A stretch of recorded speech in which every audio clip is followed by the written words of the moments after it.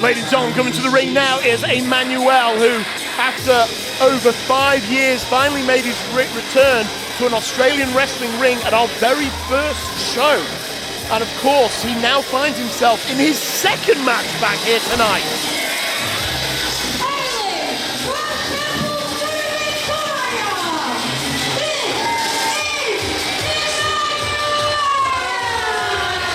What a return it was. 5 years.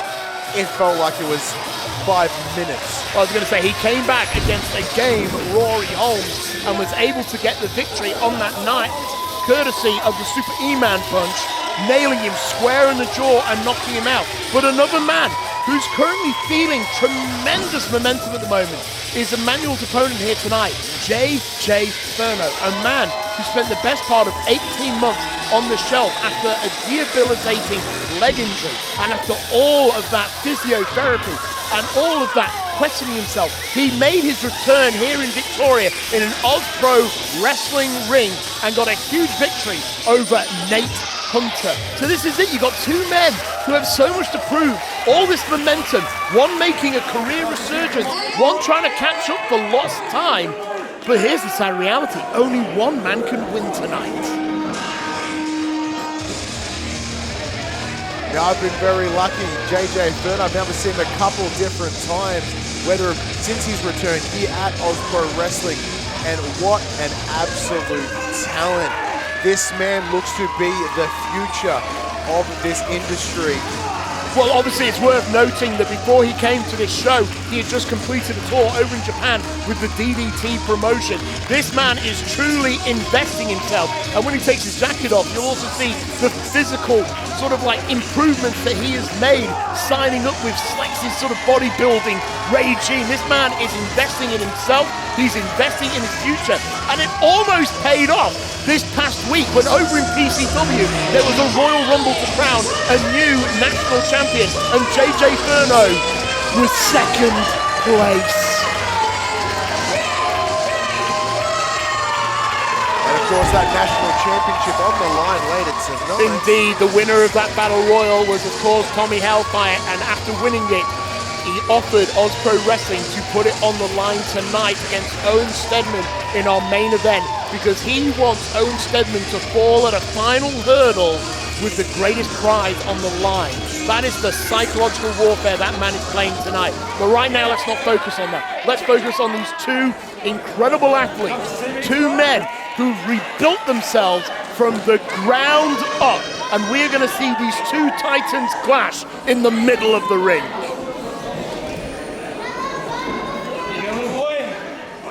Thank you very much.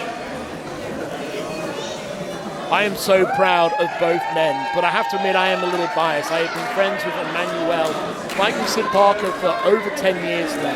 And I was heartbroken when Emmanuel left. And the reason he left is because he felt that he was becoming a monster, frankly. He hated the person he was becoming. And he had to step away just for his own psychological well-being. And we spoke, we talked, and I knew he wanted to return because he wanted to make his legacy right. And he wanted to do it in a promotion where he felt he was supported. And I'm going to support him. He is my friend. But at the end of the day, once he steps into those the four corners of that ring, it's up to him to get the wins. And things are kicking off immediately. These two jets throwing each other around the ring. Furno with the first moment of upper hand though. Look at these men. They're not going through the motions. They are fighting for every grapple. They are fighting for every takedown. And Emmanuel is saying 1 point to the former Prince, Emmanuel. Sign of sportsmanship, bit of respect from one another. Yeah, on a complete side note, by the way, this is unrelated to anything. So can I just compliment JJ Furno's immaculate effort? I've always been a big fan of his tights. I've always felt they were some of the prettiest tights I've ever seen in the ring. I mean, you would like it. It's a mullet. It's a very Australian thing. I'm English, short back and sides. Thank you very much. Look, the mullets have came back numerous years ago, and sadly, not everyone can pull them off. And However, JJ Furno, undoubtedly one of the best mullets in Australian wrestling. So I just want to talk about the seriousness of what you just said. Yeah, second point to Emmanuel. Emmanuel took him down 2 points. And that time, JJ Furno was not interested in being helped up to his feet. He is sick and tired of being condescended to. That is if it is condescension. Because like I said, Emmanuel wants to improve his legacy because he doesn't want to be that person who he grew to hate. And he's trying to improve himself, but deep down, he's got that vicious streak in him. I know him a bit too well. Oh, there you go. Hey. Down. Yeah, 1 point. I was going to say, the speed of that technical wrestling prowess. They're both lovely men, but it's going to get testy in a minute. Hey, look, this is a sports contest. I mean, I know from the ticket sales that few of Emmanuel's family are here. I also know there's going to be a lot of support for JJ Furno because his fan base from PCW are about 20 minutes away. So they would have come down tonight to cheer them on. So one way or another, I reckon we're going to end up with a split crowd at some point. Oh, well, it wasn't quite a kick to the midsection, but JJ Furno decided to pull the trigger there, and Emmanuel is not impressed. With that shoulder tackle, drops him to the mat. Didn't count it as a point this time. I think we're past points. Instead, we are now solely in the middle of this fight. This is it. Both men showing their agility, their technique, Emmanuel's trying to deadlift him into a side suplex, but JJ Furno able to find a way out of it. Look at this. Deep arm drags and Emmanuel Catches that second arm drag. brings him up. Some great technique between these two guys. Drop the clothesline. Oh no! Wasn't able to get the arm drag that time. Might have hurt his arm, and JJ Furno forces Emmanuel down to the ground. It's definitely worth mentioning, at our last contest, Nate Hunter, who took on JJ Furno, did quite a bit of damage to that knee. But I'll tell you one thing, JJ Furno, when it comes to knee injury, part of that is psychological. But right now, JJ Furno doesn't look like he's slowing down. It does not look like it has impacted him whatsoever. And that's a lot of credit to this alpha competitor here in the Osprey ring. Oh, goes for the cover, kick out at one. Emmanuel saying, I'm not quite ready yet. Oh, I thought he was going for a DDT, but Emmanuel caught him in a cover. That was gorgeous. Ducks the clothesline, goes for another cover. JJ Furno. Both men trying to get those pinfalls. It only takes 3 seconds, as we saw in our previous contest. Backslide. It was a backslide pin attempt from Emmanuel. JJ Furno with a shock and awe, ducks it, rolls up his own. 1, 2, Furno. Wasn't able to get it that time. And Emmanuel with the arm wringer snapping down on the arm. Landing just straddle cradle. Beautifully done. For the standing position, no less. A kick out at 2. Furno kick to the midsection. What a technically proficient man. He might be going for the pedigree, the double underhook face buster, but no, Emmanuel. Going for a cutter. Gets pushed off by Furno, and both men back to the drawing board. They both try to hit themselves with their big moves. He was this close. Yeah, but what Emmanuel's confident. This close, but so was JJ. He was also that close as well. Look at this. It's like looking in a mirror. This could really go either way, and I booked this match thinking no one else is going to book this contest, but my God, this could be a good one. Look, I have a feeling after this match, everyone will want to see these two square off again, whether it be here at Ozpro, whether it be at some of the other places. As you mentioned, PCW, and just 20 minutes up the road, the home, JJ Furno. Yeah, indeed. And now, Emmanuel, big strike to the jaw there. And Emmanuel with another strike. And it's interesting to see that Emmanuel was the first one to bubble over. And he started doing those strikes now. You know, before it was more catch as catch can, but now, yeah, Emmanuel is ready to shift this contest into the next gear. Possibly little shades of that past, that the past that he tried to get away, the former self, the Prince through just a little bit. Yeah, just a little bit. And we saw that with his match against Rory Holmes. But he also caught himself as well. He pulled it back in. And it's if he can ride that line, then it will help him tremendously in his career. Because you can't be too nice. You saw what happened with Breakfast in the last contest. But if you show that aggression, you show that drive, that focus, that not quite sadism, it's a bit too strong a term, but that ability to enjoy the moment when the chips are down. You can go incredibly far in wrestling, but for Emmanuel, it's also a battle not to go too far. But right now, he's riding it well. However, look at that. Smart move by Emmanuel, ducks under the ropes, comes back out. I saw him do that to Rory Holmes at our first show. Blast the forehead of Furno into the apron. That's interesting. For a second time. And Emmanuel, the former rogue that he is, he knows how to use every inch of that outside area. The steel post, the sort of steel ring guard, obviously about the edge of the ring. But at the same time, he wants to do this right, and he's thrown JJ Furno back into the ring. And he might be measuring him up, going for a clutch again, and JJ Furno! Furno catches himself, follows up with a big kick down the spine of Emmanuel. You can see that pain as that blast reverberates up his spine, goes for the cover. 2. Kick out at 2. One thing we should take into effect is that obviously, as I said, it's almost like watching in a mirror. This match can go either way. But it is worth noting, Emmanuel carrying a bit more weight, and he is older than JJ Furno.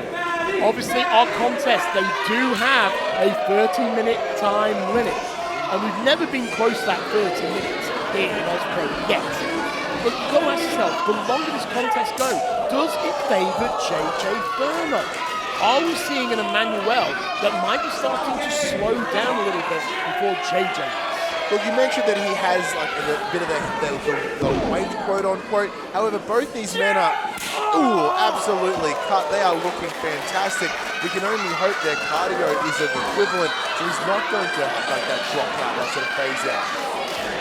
But as you get 5 years away is a long time, and it has only been one match since.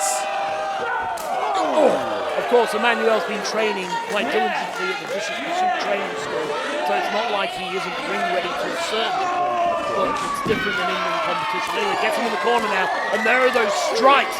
It's almost like Emmanuel storing up that energy, lost his temper, threw JJ Furno into the corner, and the official now stepping in there, trying to push Emmanuel back so that this contest can continue. Flurry of kicks from Furno, goes for the stomp. But clipped him in the back of the head right there. It wasn't a full stop, but it certainly was effective. Hooks that outside leg, 2, and Emmanuel with the kick out. And he kicks out just after the 2 points. Those kick outs are getting later. Smart maneuver from Furno though, where that the lobe in the back of your brain, that's what controls your vision. You clip that hard enough, Emmanuel seeing stars. Yeah, well, another thing that just occurred to me is that for JJ Furno, there's so much access to tapes usually, and he's probably not seen all that many contests of Emmanuel. He's only had 1 match before this, and before that, 5 years previous. He's a very different beast. Back then, it was a whole different scene in the wrestling space. Not very few matches you'd find on YouTube. So many little tapes and things that were handed around, and I'm not quite sure what would even be available. However, Emmanuel with the upper hand though, Furno, as you mentioned, all across PCW, that tournament only just recently, gets into the middle rope. Oh, he's going for a top rope superplex. Beautifully done from the second turnbuckle, and both men are down hard. Ref coming in a check. I'm not quite sure who's going to come out better or even worse. Well, the official is, of course, checking on both competitors. Let's watch the replay. Spine shivering. Absolute spine shivering. Both these men just gasping in air. Well, this is it. You take a suplex from the top, and it's going to be worse for the guy receiving. But both men have hit the mat hard. You're going to be winded. You're trying to catch your air again. And both men now trying to get back to their feet. Emmanuel first to one knee. Grabbing that luscious mullet of Furno, gets him to his feet. Big strike to the side of the head. And another from Furno. Using the rope for support. Ooh, big wind up from Emmanuel. Yeah, this is now boiling down into a game of who's got the bigger machismo. Big strikes left and right from both men. I I've lost count. I was trying to count. Like, where we at?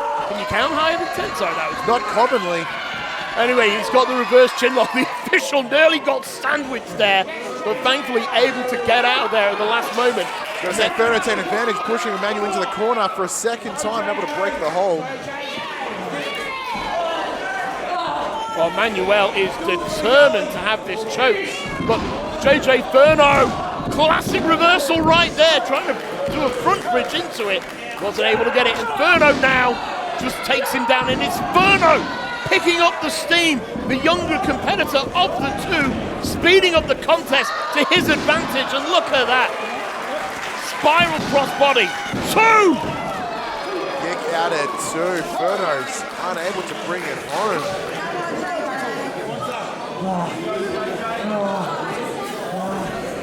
You can hear JJ Furno desperately trying to draw that breath into him, trying to rethink what he's got to do, and he's going for it. There's that attempted pedigree again. Yeah, absolutely. Facebuster. Oh, E-Man pushes himself away, but a kick to the knee makes him think otherwise. And he got caught that time. Springboard cutter, not a huge impact, but enough. Pedigree! Oh, wait. I think he might have dropped a bit funny onto his knee there, but That's ring awareness, that long tenured skill of Emmanuel coming through, able to get his foot on the bottom rope. I think if anything, his foot had maybe been under that rope. He was that prepared. But I do want to know, JJ Furno dropped to his knees and instinctively grabbed the injured knee. Was that the sort of a psychiatry sort of component of it hitting him? Was he scared? Did he have that moment of worry that maybe he had hurt himself again? But he physically seemed absolutely fine. But that momentary distraction might have allowed Emmanuel to get his foot to that bottom rope. Anyway, JJ Furno now. I mean, the knee's looking good. So we think about the psychological impact of an injury like that takes you out. However, he's not standing very gingerly. Lands on his feet. Yeah, the knee's definitely holding up. He missed that 450, and now it's E-Man just with the strikes like a boxer, just getting within close quarters and just pummeling away. Even shades of MMA with that knee to the midsection. He went for the super E-Man punch, wasn't able to get it, and the spear! Slingshot spear! Incredible work. Pedigree time! Furno's second pedigree attempt. He's got it! Oh wait, I thought it was game over, but no! Trying to go for a cutter, wasn't able to get it. Misses the super E-Man punch off that rope. He got it this time! Did the knee buckle? 2, 3! I'm going to need to watch that back, because when he went onto that second rope, I'm not sure if he was sure he had a good footing or not. And if that's what happened, I'm not sure, I wasn't in the ring, but if that's what happened, that might have been what allowed Emmanuel to get it. Let's watch it again. Have a look. Watch it. Yes, he's a little hesitant, a little reluctant. There was something there. Hooks that outside leg. That could have gone either way.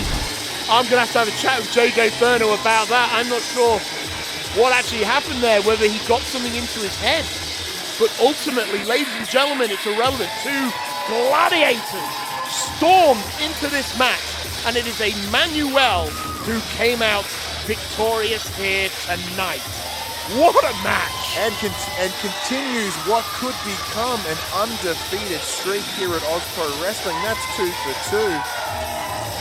Let's see if he can continue it, because I tell you one thing, there could very well be gold in the future, and it could belong to either of these men, but momentum-wise, Emmanuel currently is just one step in front of JJ Furno.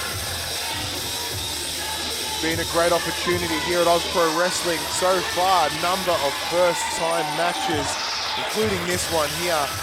Now, I don't want to speak out of turn, Andy. Can we please have this happen again? I will certainly consider it. Anyway, and on that note, ladies and gentlemen, coming up next, 6-man tag team action.